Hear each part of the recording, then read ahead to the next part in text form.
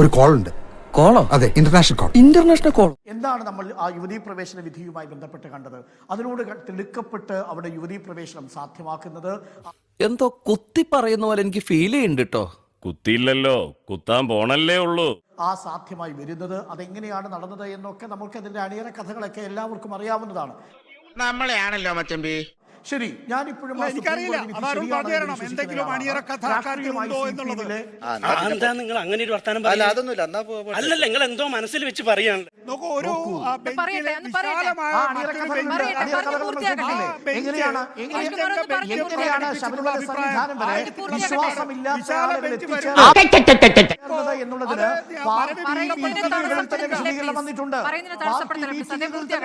വന്നിട്ടുണ്ട്. കണ്ണൂരിലെ പാർട്ടി വീടുകളിൽ തന്നെ ഇതേ ചോദ്യങ്ങൾ നേതാക്കളോട് ചോദിച്ചിട്ടുണ്ട്.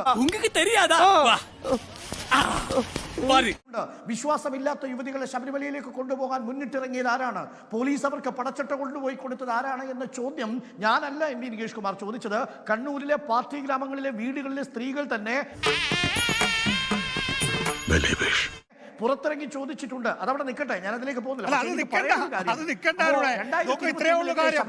എല്ലാ വീടുകളിലും ആവശ്യമായ ചോദ്യങ്ങൾ ഉയർന്നു വന്നിട്ടുണ്ടാകും. പക്ഷേ അരുൺ പറഞ്ഞു അത് മരവിപ്പിച്ചിട്ടില്ല എന്നുള്ളത്.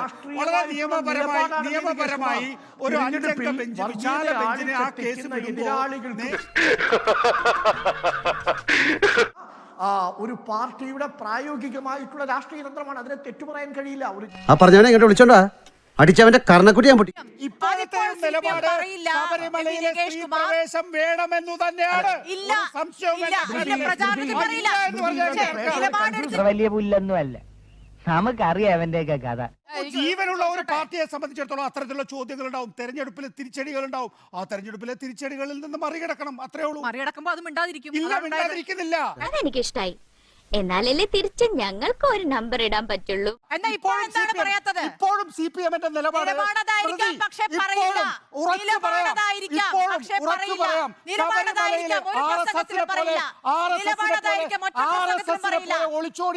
Mister Bhaskaran, please don't shout. BP കൂടും. തലയോട്ടിയിലേക്കുള്ള രക്തയോട്ടം കൂടുകയും ഞരമ്പുകൾക്ക് മർദ്ദം താങ്ങാനാവാതെ ഒട്ടുകയും. CPM ഒളിച്ചോടുന്നില്ലെന്നേ.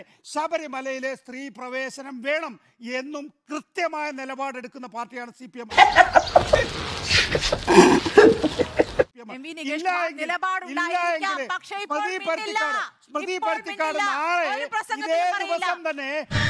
നീ കൊള്ളാമല്ലോടി പെണ്ണെ.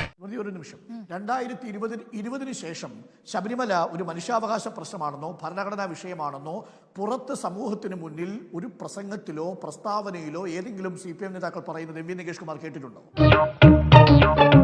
സാരില്ലടാ, നീ എവിടെ പരിപാടി അവതരിപ്പിച്ചാലും ഇത് തന്നെയാണല്ലോ നിന്റെ വിധി. നികേഷ് കുമാർ ഒരു ചർച്ചയാണ് അരുൺ. കേക്ക്,